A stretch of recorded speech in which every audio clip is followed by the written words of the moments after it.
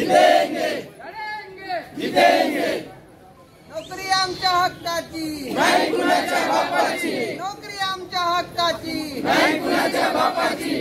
ना लोकसभा ना विधानसभा, सबसे ऊंची ग्राम सभा, ना लोकसभा ना विधानसभा, सबसे ऊंची ग्राम सभा पैसा भरती झालीच पाहिजे, पैसा भरती झालीच पाहिजे, पैसा भरती झालीच पाहिजे।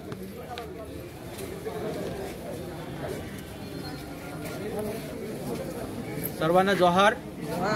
आज 21 ऑगस्ट आहे आणि आपल्याला सगळ्यांना माहिती आहे की 2014ला हा जिल्हा निर्माण झाला आणि 2014 पूर्वी हा जिल्हा निर्माण होण्यापूर्वी एक आंदोलन आपण इथे उभं केलं होतं की आम्हाला अनुसूचित क्षेत्राचा स्वायत्त जिल्हा मिळाला पाहिजे।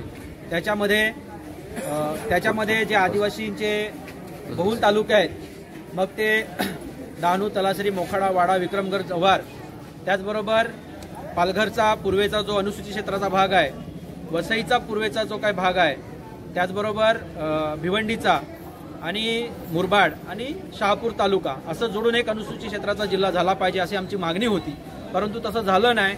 वसई नगर परिषदेचा जो इतर समाजाचा बहुल भाग आहे तो आमच्या पालघर जिल्ह्याला जोडला, त्यामुळे असे आम्ही मायनॉरिटीत आलोत आणि हे काही आमची मागणी होती। त्याच्यामध्येच हे पेसा भरतीचं 9 जून 2014ला आलं आणि आम्हाला अपेक्षा होती, आशा होती की आता आम्हाला स्वायत्त जिल्हा तर दिला नाही, पण निदान आमच्या हक्काच्या नोकऱ्या जी 17 संवर्ग पदाची दिली ती हक्काची आमची 100% सरळ सेवा भरती अशी तरतूद राज्यपाल साहेबांनी एक नोटिफिकेशनद्वारे आम्हाला दिली होती। परंतु ते फक्त गाजर आहे एवढंच मी सांगू शकतो, कारण तेव्हापासून आज 2024 आहे, एवढी वर्ष झाली कुठल्या प्रकारची भरती झालेली नाही। इतर समाजाला वाटतं की आमच्या हक्कावर गदा आहे आणि त्यामुळे हायकोर्ट, मग मॅट, मग आता सुप्रीम कोर्ट अशा चुकीच्या पद्धतीने लोकांना दिशाभूल करणार असे तिथे प्रकरण चालू आहे। आणि आज 1 ऑगस्ट पासून आजतागायत आमचे आदिवासी मुलं ही नाशिक येथे उपोषणाला बसलेले आहेत, परंतु सरकारला अजूनही पाझर फुटत नाही आणि म्हणून एक सामूहिक आंदोलन म्हणून आज पूर्ण महाराष्ट्रभर 21 तारखेला आपण हे आंदोलन उभं केलेलं आहे। ह्याच्या अगोदर 12 तारखेला संपूर्ण पालघर आणि महाराष्ट्रातले जे 13 अनुसूचित क्षेत्रातले जिल्हे आहेत तिथे कार्यकर्ते उपस्थित झाले होते नाशिकला। तिथे कमिशनर साहेबांसोबत मीटिंग झाली आणि सांगितलं गेलं की येणाऱ्या 2 दिवसामध्ये आपण मुख्यमंत्री साहेबांची बैठक बोलवू आणि हे जे काय आंदोलन चालू आहे ते आपण माघारी घ्यायला लावू। परंतु अजूनपर्यंत कुठल्या प्रकारची पॉझिटिव्ह अशी रिस्पॉन्स आलेला नाही आणि म्हणून सर्व समाजाने असं ठरवलेलं आहे की 21 तारखेला आपण ह्या पूर्ण जे पण अनुसूचित क्षेत्राचे जिल्हे आहेत तिथल्या ज्या ग्रामपंचायती पेसाच्या आहेत त्याने आपापल्या पद्धतीने निवेदन द्यायचं आहे। का निवेदन द्यायचं आहे की जे अनुसूचित क्षेत्राची पदं आहेत ती रिक्त असल्यामुळे, कारण आपण सगळे बघतोय की एक तलाठी 2-2-3-3 आपल्या ह्या ज्या तलाठी सजा आहे ते सांभाळतात। एक ग्रामसेवक आहे तो 2-3 ग्रामपंचायतीला फिरतोय आणि अशी बरीचशी पदं रिक्त असल्यामुळे अनुसूचित क्षेत्रामधला जो शासकीय कारभार आहे तो पूर्ण ठप्प झालेला आहे आणि त्याच्यासाठी आम्ही इथे आलेलो आहोत। तहसीलदार साहेबांच्या माध्यमातून आम्ही निवेदन दिलेलं आहे की ही जी 17 पदं आहे ती त्वरित भरती करा आणि तुमचं जे काही शासकीय कार्यक्रम आहे तो सुरळीत झाला पाहिजे आणि आमच्या ज्या हक्काच्या नोकऱ्या आहेत, कारण आज 2014 पासून ते 2024 पर्यंत आमची मुलं सगळी एजबार होत चाललेली आहेत, आम्हाला नोकऱ्या मिळत नाही। त्याच्यात एक सोल्युशन म्हणून इथल्या सरकारने एक कंत्राटी शिक्षक भरतीचा पर्याय काढला होता, पण त्या गोष्टीला पण आमचा विरोध आहे, कारण ऑलरेडी स्क्रुटिनी झालेली आहे। 5 ऑक्टोबर पर्यंत ह्यांना भरती दिली गेली पाहिजे होती, पण तसं झालेलं नाही, म्हणून आमचा कंत्राटी भरतीला पण पूर्ण विरोध आहे। कारण अनुसूचित क्षेत्रामध्ये जे पेसाची पदं आहेत ही सरळ सेवा आहेत आणि त्या जिल्ह्यातलेच लोक तिथे लागणार आहेत आणि एवढा साऱ्या रिक्त पदं असताना आमच्या मुलांना आज इथे तिथे जावं लागतं आणि म्हणून आज आम्ही इथे आंदोलनाच्या माध्यमातून आलेलो आहोत आणि निवेदन दिलेलं आहे। ह्याच्या पुढे बीडीओ साहेबांना आपण निवेदन देणार आहोत की तुमचा जो खालचा ग्रामपंचायतचा कारभार आहे तो अतिशय धीम्या गतीने आणि खीळ बसलेली आहे, ती लवकरात लवकर पदभरतीसाठी तुम्ही तुमच्या पद्धतीने शासनाला कळवावं की लोकांची भावना तीव्र आहे। ह्याच्या पुढे जर तुम्ही अशा पद्धतीने चालढकल केली तर येणारे काही आंदोलन आहे ते तीव्र असणार आहे आणि त्या माध्यमातून ह्या पालघर जिल्हा काय पूर्ण महाराष्ट्रामध्ये चक्काजाम होईल। असहकार्याची आम्ही पुकार करणार आहोत की जर तुम्हाला हा काही कार्य झेपत नसेल किंवा तुम्हाला हे सरकार चालवता येत नसेल, प्रशासन चालवता येत नसेल तर आम्ही आमच्या पद्धतीने जे जंगलात होतो तेच बरं होते। उगीच तुम्ही आमच्या समोर पेसा कायदा अनुसूचित क्षेत्र सांगताय पण तसं काय होताना दिसत नाही। बाहेरून खूप गोड वाटतं पण प्रत्यक्षात आज तुम्ही गावामध्ये जाऊन परिस्थिती बघाल तर खूप वाईट आहे आणि म्हणून हे सांगण्यासाठी आज सगळा हा जनसमूह इथे आलेला आहे आणि हे सरकारने गांभीर्याने घ्यावं की असंही हलक्यात घेऊ नये की आम्ही इथे येऊन आणि शांत बसणार आहोत. तर त्याच्यासाठी म्हणून आजचं हे आंदोलन आहे आणि म्हणून आम्ही एकच सांगतो, पैसा भरती, पैसा भरती, नोकऱ्या आमच्या. एक सांगा, 1 ऑगस्टला निर्णय दिला सुप्रीम कोर्टाने SC STचा आरक्षणचा वर्गीकरण, ते आपण आहे का सहकार्य?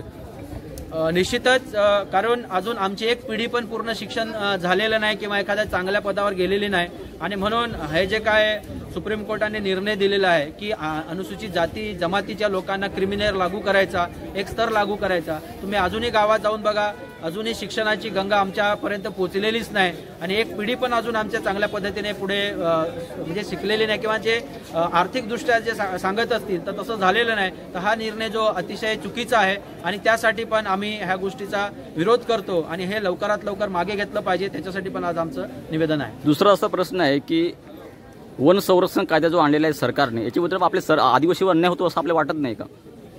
फॉरेस्ट कन्झर्वेशन बिल 2023 हा अतिशय काळा कायदा आहे आणि तुम्ही आठवण काढली म्हणून त्या कायद्याचा मी पहिल्यांदा निषेध करतो. निषेध ह्याच्यासाठी करतो की आज हे जे बिल आहे हे मागच्या वर्षी ऑगस्ट महिन्यामध्ये लोकसभेमध्ये पारित झालेलं आहे, राज्यसभेमध्ये पारित झालेलं आहे आणि त्याच्यातल्या ज्या अटी शर्ती आहेत अतिशय घातक आहेत. जसं जे रौलट ऍक्ट सांगत होते तशा पद्धतीने हा काळा कायदा आहे. हा जर कायदा लागू झाला तर जे आज आम्ही ज्यासाठी भांडतोय, अनुसूचित क्षेत्र आहे किंवा पैसा कायदा आहे किंवा आदिवासींच्या जमिनीला विशेष संरक्षण आहे, ते मिळणार नाही. आणि म्हणून जो फॉरेस्ट कन्झर्वेशन जे बिल आलेलं आहे, जो काय कायदा सरकार करू पाहते, ते अतिशय घातक आहे.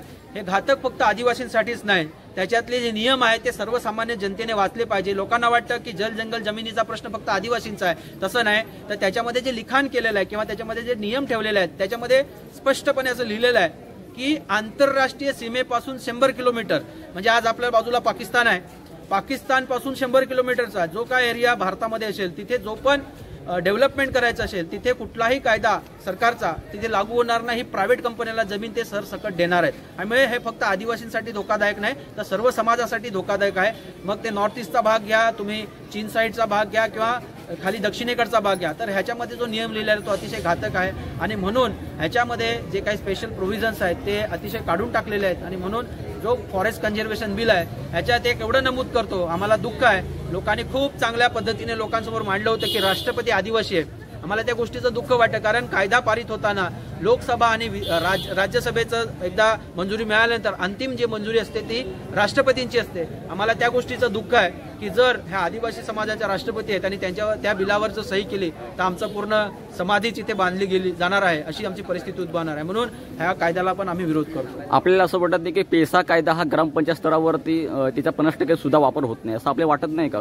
ग्रामसभा बोलण्याचा अधिकार हा सचिवांना असतो, परंतु सचिव त्याचे नोटीस 1-2 दिवसापूर्वीच काढतात. परंतु पेसा कायद्याअंतर्गत जर आपण बघितलं तर त्याची 15 दिवस अगोदर ग्रामसभेच्या अजेंड्याच्या काढण्याची नोटीस कायद्यामध्ये तर होत्या, परंतु त्याचा अवलंब का होत नाही ग्रामसभेमध्ये?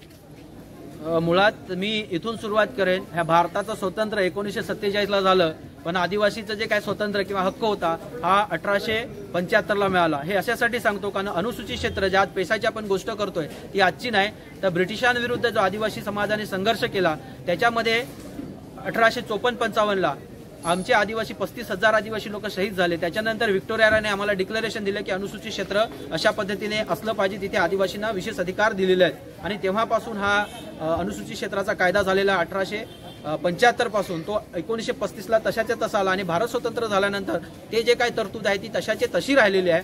आणि म्हणून आमचं जे संविधान आहे हे 5वी अनुसूची आहे आणि 6वी अनुसूची आहे, त्याच्यामध्ये इतरांना हस्तक्षेप करायचा अधिकार नाही आणि ते स्वतंत्रपणे आदिवासींची भूमी आहे. तिथे कुठलाही प्रशासन लागू करताना राज्यपालांना नोटीस काढली पाहिजे. तिथे जे काय मंत्रालय आहे किंवा महाराष्ट्र शासन आहे तिथे त्यांचा तेवढा अधिकार नाही. हा पूर्ण अधिकार आदिवासी विकास विभाग, राज्यपाल आणि राष्ट्रपती अशा पद्धतीने कारभार चालला गेला पाहिजे. परंतु इथे परिस्थिती उलटी बघतो. 1996ला पैसा कायदा लागू झालेला आहे. मी इथे नमूद करतो की जे पण राज्य शासनाचे कर्मचारी आहेत, मग कुठलाही कलेक्टर असो, अधिकारी असू दे किंवा तहसीलदार लेवल पासून आदिवासी विकास विभागाचे असो, ह्यांनी पहिलं अनुसूचित क्षेत्र काय आहे, पैसा कायदा काय आहे हे पहिलं वाचून समजून घेऊन नंतर प्रशासनासाठी आलं पाहिजे. तर ही एक आम्हाला दुःखेची गोष्ट आहे आणि लोकांना न समजता, कायदा न समजून घेता हे लोक पैसा कायदा अंमलबजावणीचा प्रयत्न करतात, हे अतिशय चुकीचं आहे. आणि म्हणून पहिलं पेसा कायदा काय आहे, काय सांगतो, अनुसूचित क्षेत्राचा कायदा काय सांगतो, तिथले विशेषाधिकार काय आहेत, ऍडमिनिस्ट्रेशन कसं चाललं पाहिजे हे न समजून घ्या. तिथे पारंपरिक ग्रामसभा अधिकार आहे.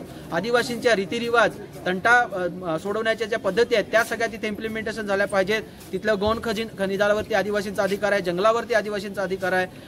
2005-6चा जो पेसा 2006चा जो काय वन हक्क कायदा आहे तो तिथे लागू होतो, परंतु त्याची अंमलबजावणी होता दिसत नाही. आणि त्याच्यामुळे अतिशय हिटलरशाही पद्धतीने आज जे प्रोजेक्ट चाललेले आहेत त्याच्यामध्ये आदिवासींच्या जमिनी मोठ्या प्रमाणात चाललेल्या आहेत. ह्याचा अर्थ असा होतो की अजूनही पेसा कायदा इथल्या प्रशासन व्यवस्थेने समजून घेतलेला नाही आणि म्हणून ही हालत आहे. म्हणून जे तुम्ही सांगता ग्रामपंचायत लेवल आम्ही घोषणा देतो ना, लोकसभा ना विधानसभा, सबसे ऊंची ग्रामसभा. कारण एकच उदाहरण सांगतो, जर समजा एखादी खदान अनुसूचित क्षेत्रात निघत असेल, त्याचं ब्लास्टिंग होत असेल, तर त्या ब्लास्टिंगमुळे तिथल्या आदिवासी लोकांच्या घराला तडे जातात, ना की तहसीलदार साहेबांच्या ऑफिसला जातात, ना की कलेक्टर साहेबांच्या ऑफिसला जातात. आणि म्हणून ग्रामसभेचा अधिकार तिथल्या लोकांना दिलेला आहे. ती ब्लास्टिंगवाली खदान आमच्याकडे ठेवायची की नाही ठेवायची हा अधिकार ग्रामसभेचा आहे. पण ग्रामसभेच्या अधिकाराला पण फाट्यावर मारलं जातं आणि मुगरोरी करून हे जबरदस्तीने सगळ्या गोष्टी चाललेल्या आहेत. आणि म्हणून मी एवढंच नमूद करतो की प्रत्येक शासकीय अधिकाऱ्याला हे पहिला पेसा कायदा वाचला पाहिजे, त्याचा काय सांगतो ते समजून घेतलं पाहिजे, नंतर त्याचं अंमलबजावणी केली पाहिजे.